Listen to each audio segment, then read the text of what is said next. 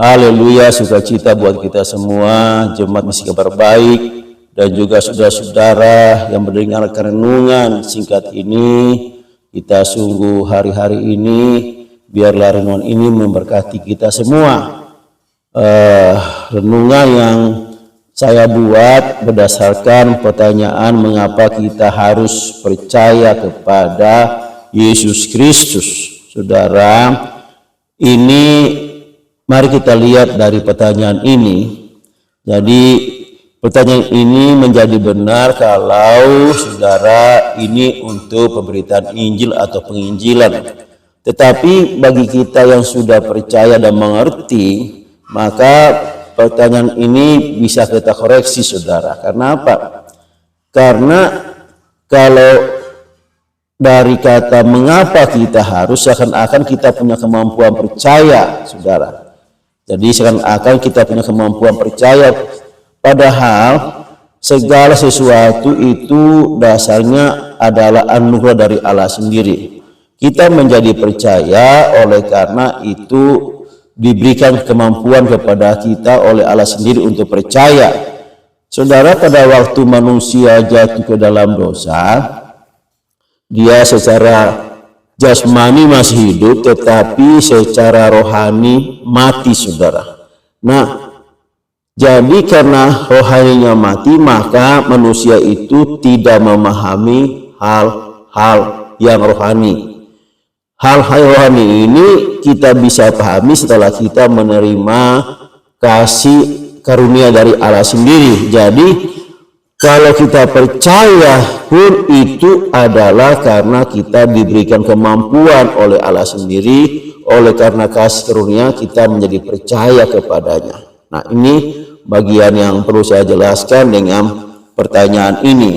Tapi marilah kita membahas dulu sebelum kita masuk lebih jauh lagi untuk pertanyaan mengapa kita harus percaya kepada Yesus, karena memang ada berbagai alasan, tetapi saya akan fokus dulu kepada sebelumnya, yaitu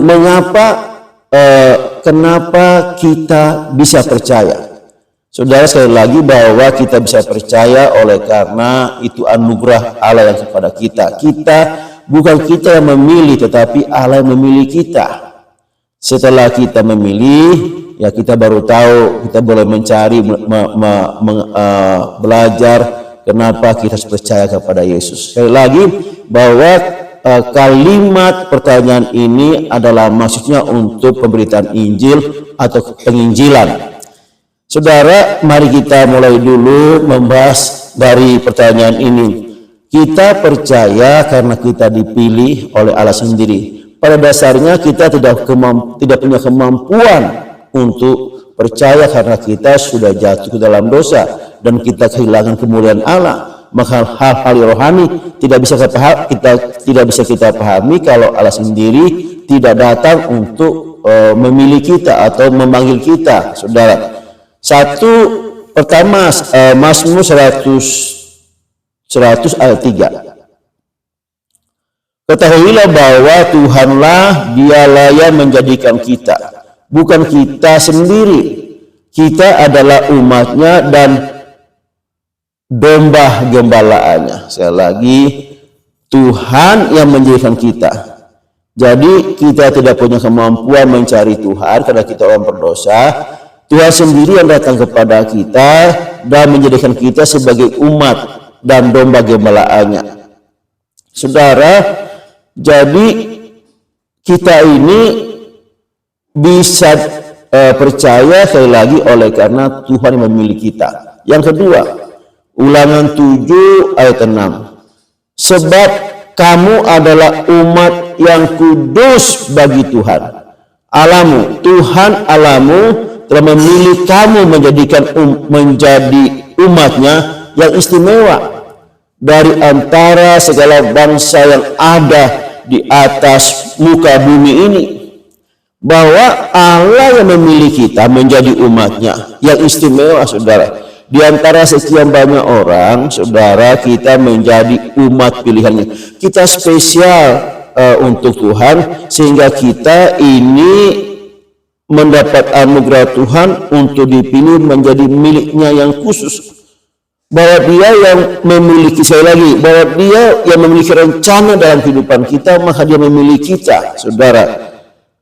Yang ketiga adalah Efesus 1 ayat 4. Di dalam dia kita telah dipilih sebelum dunia dijadikan, menurut rencana yang kekal supaya kita menjadi kudus dan tidak bercacat di hadapannya. Jadi saudara, jadi sebelum dunia ini ada, dan sebelum kita pun ada, saudara, artinya kita sudah ada di desain Tuhan memilih kita. Kita akan lahir ke dalam dunia ini dan kita dipilihnya dari sebelum dunia dijadikan. Di dalam diri Allah, Yesus Kristus, kita dipilih, saudara, menjadi umat, menjadi umat kudusnya yang tidak bercacat di hadapannya. Jadi pemilihan ini menunjukkan kasih anugerah yang tak terhingga bagi kita, saudara. Yang keempat adalah Yohanes 15 ayat 16. Bukan kamu yang memilih aku, tetapi akulah yang memilih kamu dan menetapkan kamu supaya kamu pergi dan berbuah, dan buahnya tinggal, dan buahmu tinggal, supaya apapun yang kamu minta kepada Bapa dalam namaku diberikannya kepadamu. Haleluya. Jadi sekali lagi, saudara,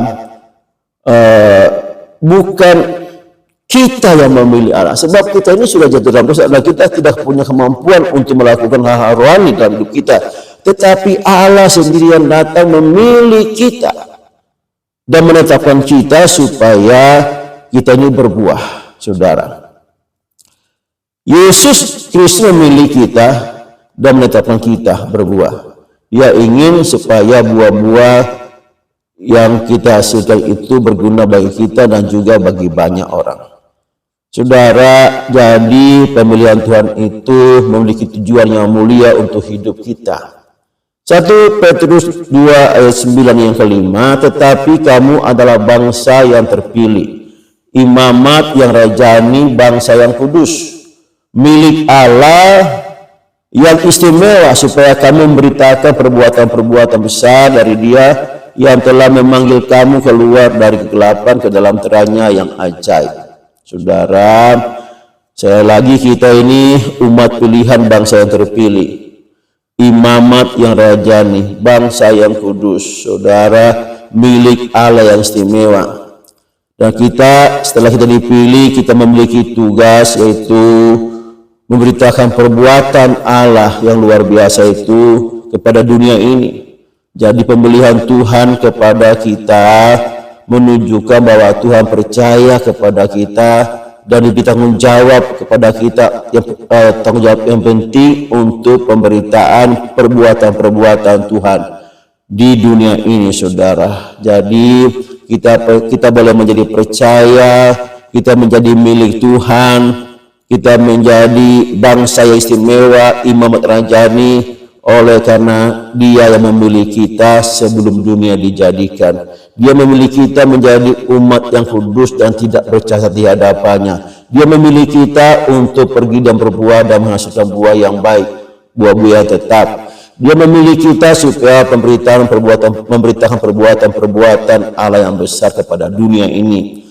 Saudara, kita menjadi percaya, kita dipilih Tuhan, itu menunjukkan kasih anugerah dan rencana yang luar biasa buat hidup kita. Allah ingin supaya kita memiliki hubungan yang erat dengannya, dan kita dalam hidup kita menghasilkan buah-buah yang tetap untuk kemuliaan Tuhan. Saudara, sekali lagi, Allah memilih kita di dalam Yesus Kristus. Saudara, sekali lagi, Allah memilih kita di dalam Yesus Kristus, saudara. Bukan dalam siapa-siapa, di dalam Kristus, saudara. Nah, saudara, inilah uraian saya yang singkat tentang pertanyaan kita. Sekali lagi, bahwa pertanyaan itu, mengapa kita harus percaya kepada Yesus, itu adalah pertanyaan untuk pemberitaan Injil. penginjilan, tetapi kita percaya saudara bahwa kita pun menjadi percaya oleh karena anugerah Allah semata saudara. Nah, untuk selanjutnya kita akan melanjutkannya pada seri berikutnya, seri kedua, yaitu mengapa kita percaya kepada Yesus. Yang seri pertama kita sudah bicara karena ia adalah pribadi yang dibuatkan, yaitu tentang kelahirannya, seri pertama. Dan berikutnya tentu kita akan bicara dia dinubuatkan termasuk dengan penderitaan dan kematiannya yang sudah dibuatkan jauh sebelum kelahirannya, sebelum kejadian penderitaannya di Bukit Golgota saudara. Jauh sudah dinubuatkan itu, dan itu terjadi persis, dan itu akan kita bahas pada seri yang kedua pada hari Senin, karena besok hari Minggu kita persiapan untuk ibadah raya. Terima kasih saudara, biar Tuhan berkati kita.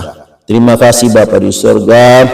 Bapa, biarlah kami semakin hari semakin mengerti tentang pribadi kami dan apa yang harus kami lakukan. Biarlah kami lebih mengerti tentang pribadi-Mu juga, lebih jauh dari apapun yang lebih penting mengenal Engkau Tuhan. Mengenal Engkau lebih penting dari segala-galanya Tuhan, supaya kami semakin kuat, semakin diteguhkan iman kami di dalam nama Tuhan Yesus. Haleluya. Amin.